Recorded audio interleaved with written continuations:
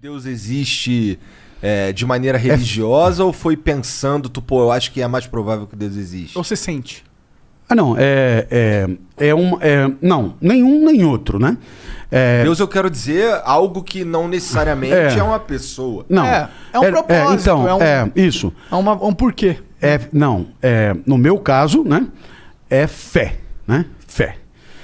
Exclusivamente isso. Eu não... E fé é isso. É uma certeza, uma convicção a respeito de coisas que não podemos demonstrar, não podemos verificar, não podemos chegar lá e empiricamente dizer, olha, eu falei para você, tá aí ele, tá? Não tá, né? Então, isso é fé. Da mesma maneira que a gente tem confiança que o sol vai se pôr, da mesma maneira que a gente tem confiança em algumas pessoas, né? Não precisa estar do lado delas, né? Da mesma maneira que vocês me convidaram para vir aqui, eu disse que viria aqui e vocês saíram de casa com uma acreditando que eu ia estar aqui, não é? Então, eu tenho fé. Eu tenho fé. Mas com certeza você pensou sobre o assunto. Pois é, não, eu pensei sobre o assunto para entender os limites da minha razão e para entender que a minha razão não dá conta de chegar onde eu precisaria chegar. E por isso o meu vínculo com o divino é um vínculo de fé. Entendi. É um vínculo de fé. E você vai dizer, mas né, o que eu esperava de um filósofo é uma crença na sua racionalidade, não na mesmo. sua... Pois é, velho. Então você chama um filósofo para falar com ele. Eu falei que eu não sou porra nenhuma. Né? Já nem ser... até o verbo ser me incomoda, ainda mais ser alguma coisa. Né? Então, eu tenho fé. Então, acreditar em Deus pressupõe acreditar na vida após a morte? Bom, acreditar depende um pouco da vida, né? Mas eu sou, se você me permitir, vamos lá tentar fazer um esclarecimento aqui.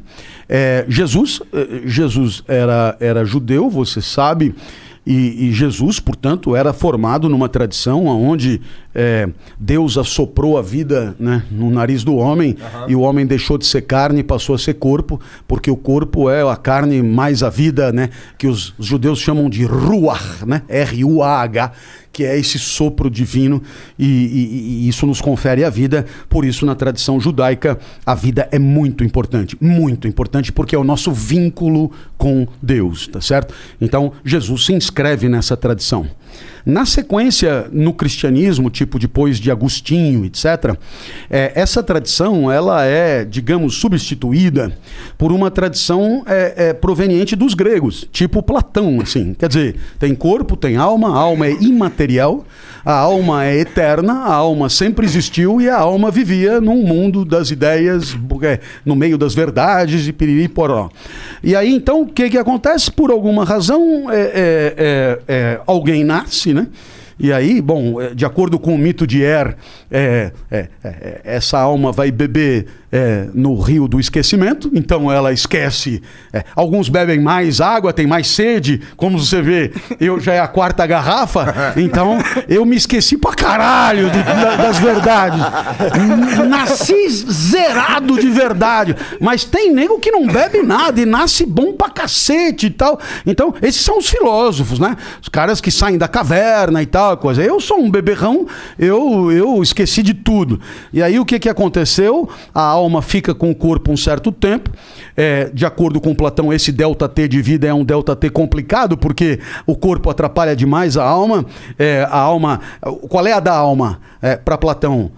Para Platão, a alma ela é um instrumento de conhecimento, né? De busca das verdades pela razão. É um instrumento de conhecimento.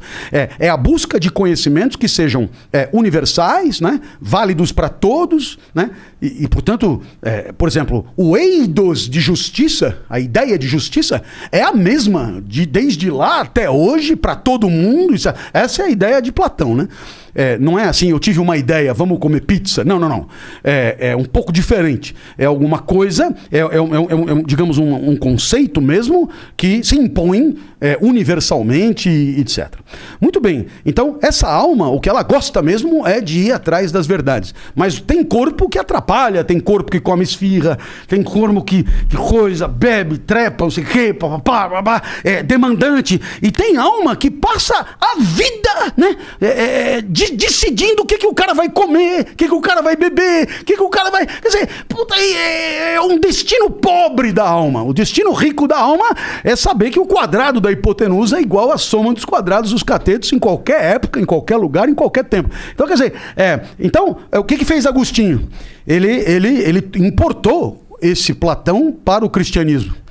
Só que essa alma, que também é eterna em Agostinho e tal, tem uma preocupação única, que não é tanto a busca da verdade, é a salvação. É a salvação. Quer dizer, qual é o papel da alma? Conseguir para o homem a salvação. E essa salvação pressupõe uma vida eterna.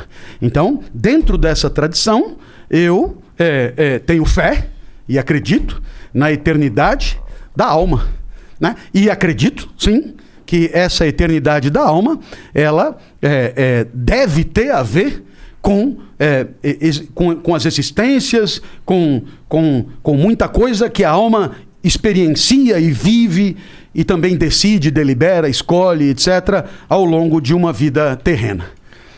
Porque se a gente sabe, por exemplo, que a Via Láctea tem meia estrela pra caralho, o Sol é só uma estrelinha de merda que vai apagar daqui a um pouco e tal, e é bem gostoso acreditar numa vida eterna, não é?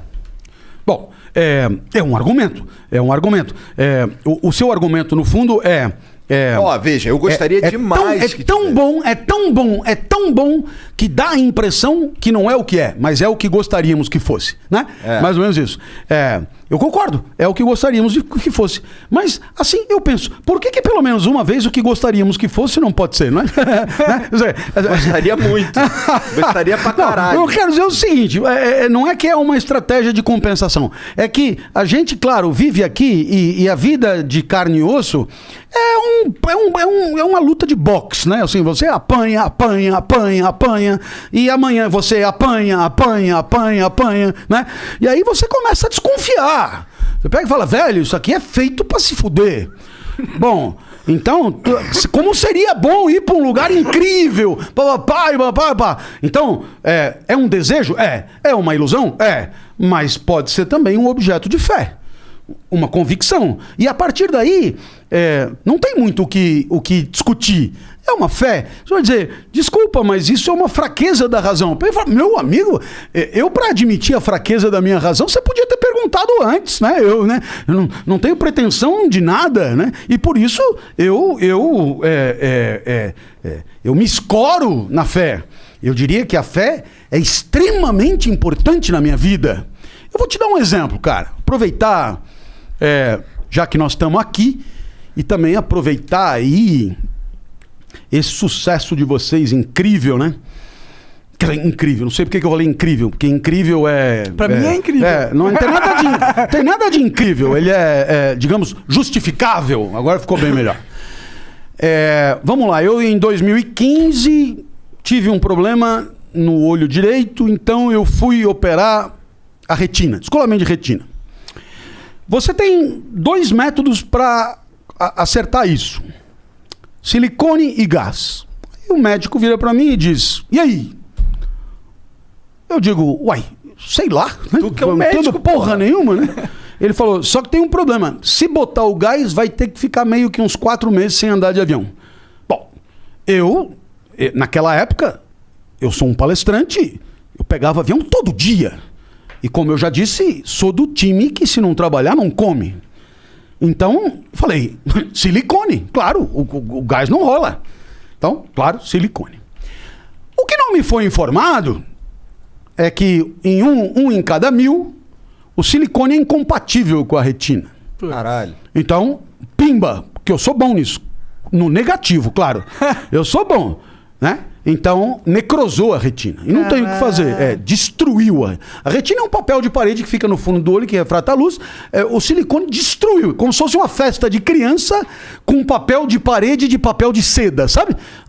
Assim. Então, vista direita, 0. Bom, vamos para a vista esquerda. Vista esquerda eu tenho escavação do nervo óptico, que é o outro grande problema da oftalmologia, não tem o que fazer. Mas é assim, o normal é 0,3 milímetros, bateu 1,0 é a cegueira, que no meu caso seria completa porque a outra já é, e eu tenho 0,8. Então vamos dizer que eu enxergo por 0,2. Beleza? Tamo bem?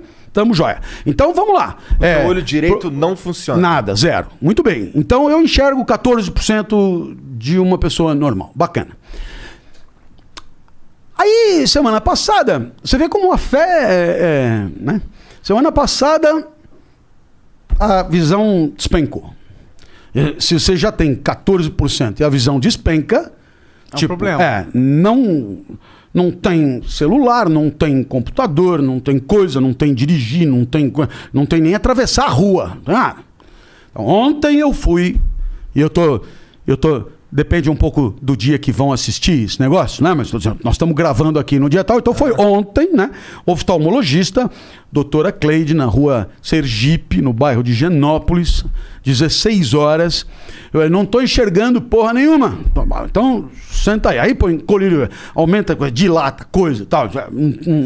Agora deixa eu enfiar uma lente, eu vou botar um CDI. E ela botou um trabuco no meu olho, assim, um negócio, né?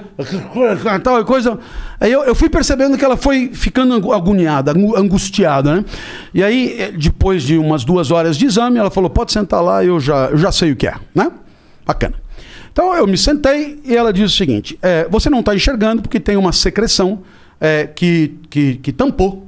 Então, e eu vi a secreção, porque com os instrumentos eu vi. E eu vou dizer para você, eu sei que tem esfirra, mas não adianta, eu sou um escravo da clareza. O que acontece, não sei se você já teve bronquite. Manja catarro, aí você tirou o catarro e cuspiu no vidro. Então tem aquela porra verde... E aonde está o catarro, você não vê do outro lado, tá certo? Então, eu tenho uma porra verde, como se tivessem cuspido no meu olho e tal. Então, eu só consigo ver de ladinho. Aí eu perguntei para ela, e essa porra desse catarro veio da onde? Então, ela olhou para mim de maneira contrita, angustiada. Ela me disse, o senhor tem um tumor atrás da retina. Então, isso eu fiquei sabendo, tá fazendo umas 24 horas, tá certo? Caralho. O senhor tem um tumor atrás da retina,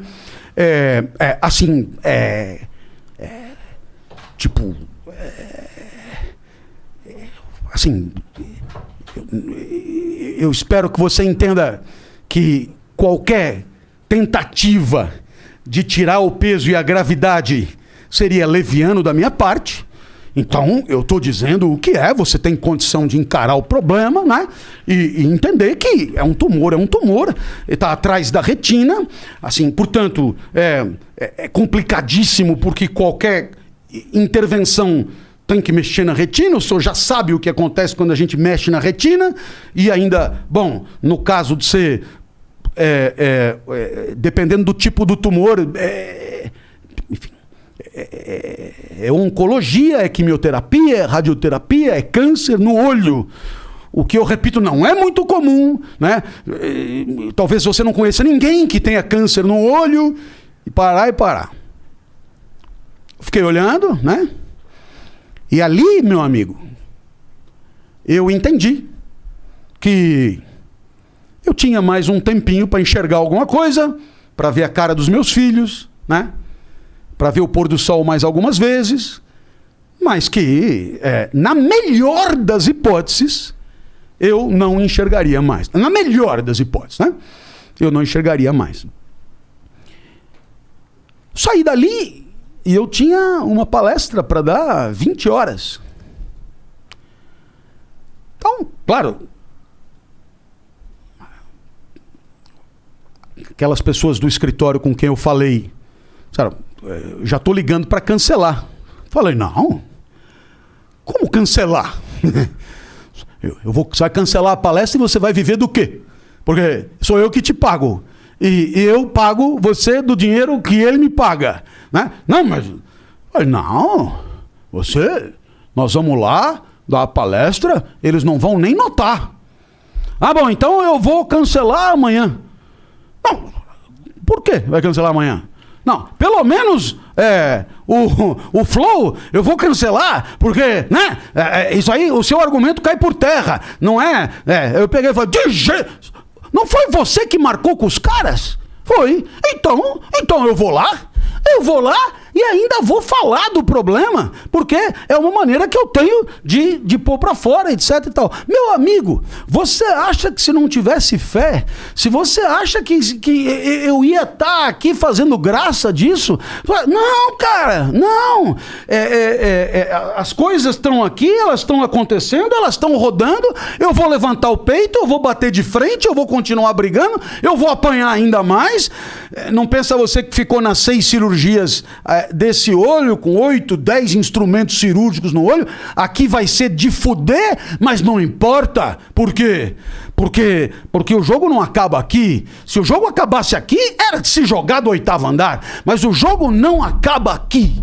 E como o jogo não acaba aqui, o mais importante ainda está por vir. E tem uma coisa que é a minha missão aqui, é o meu trabalho aqui, é falar com as pessoas, é explicar as coisas para as pessoas. E isso não vai acabar nunca enquanto vida houver, né?